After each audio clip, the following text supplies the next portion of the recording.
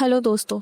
तो आज मैं आपको बताऊंगी एक न्यूज़ जो ऑनलाइन गेमिंग बिल 2025 है, जिसने पोकर, रमी, पोकरबाजी, एमपीएल ऐसे सारे गेम्स को हिला कर रख दिया।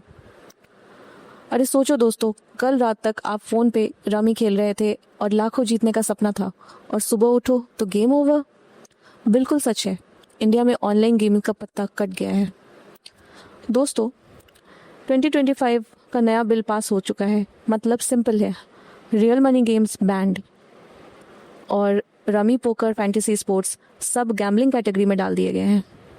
सोचो, जो कोर्ट्स पहले बोलते थे कि स्किल बेस्ड गेम्स लीगल हैं, एक रात में वो सब इलीगल। इंडस्ट्री को हजारों करोड़ों कमा रही थी और अब ज़ीरो पे। बस सरकार का फंडा क्लियर है, स्किल हो या लक, पैसे लगा तो बंद करो।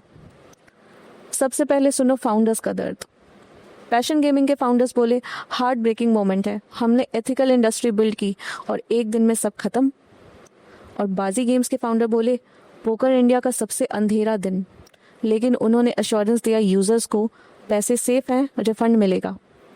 सोचो, जैसे आपकी पार्टी कैंसिल हो जाए, पैसे तो वापस मिले पर मज़ा ख़त्म। अब अगली बड़ी कहानी, बड़े प्लेयर्स ने तो सरेंडर कर दिया। ड्रीम 11, एमपीएल, गेम्स क्राफ्ट, ये सब कोर्ट नहीं जा रहे। ये समझ गए हैं कि गवर्नमेंट के मूड के आगे झुकना ही पड़ेगा। लेकिन एक बड़े फाइटर खड़ा है, A23। 30 अगस्त को उन्होंने हाईकोर्ट में चैलेंज किया, रमी और पोकर स्किल गेम्स है, गैम्बलिंग नहीं। ये भी उनके कॉन्स्टिट्यूशन राइट तोड़ता है। आर्टिकल 19(1)(g बिजनेस करने का right, article 14 double standards, offline clubs allowed and online ban, article 19(1)(a streaming और स्पीच का freedom, article 21 right to livelihood, 600+ jobs और टैक्स रेवेन्यू रिस्क पे। कोर्ट ने बैन को अभी रोका नहीं है, नेक्स्ट हियरिंग 8 सितंबर को है। क्लिफ हैंगर क्लियर है, क्या A23 जीतेगा? छोटा प्लेयर वर्सेस सरकार। अब समझो सरकार का logic. Addiction, fraud, money laundering, terror financing, national security risk. Health angle, compulsive gaming, over spending, depression और सुसाइड। शॉकिंग फैक्ट ये है कि तमिलनाडु में 2019-24 के बीच 47 सुसाइड रिपोर्ट हुए हैं गेमिंग से लिंक्ड, और financial losses 20,000 crore plus. Industry बोलती थी, हम 20,000 करोड़ टैक्स देते हैं, 2 लाख जॉब्स भी देते हैं, पर गवर्नमेंट का जवाब सिंपल है, public welfare is greater than tax revenue. Irony, अब लोग ऑफशोर लीगल एप्स पे शिफ्ट हो जाएंगे और रिस्क और बढ़ेगा। दोस्तों, यहाँ पर एक बात नोट करने की है कि गवर्नमेंट चाहती तो इस इंडस्ट्री को रेगुलेट भी कर सकती थी, बट गवर्नमेंट ने इसे कम्प्लीटली बैन करने का रास्ता चुना।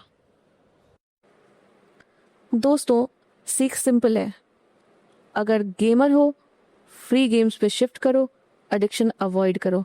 अगर एंटरप्रेन्योर हो तो समझो कि लॉ और लीगल बैटल्स एक दिन में आपका बिजनेस का फ्यूचर बदल सकती है।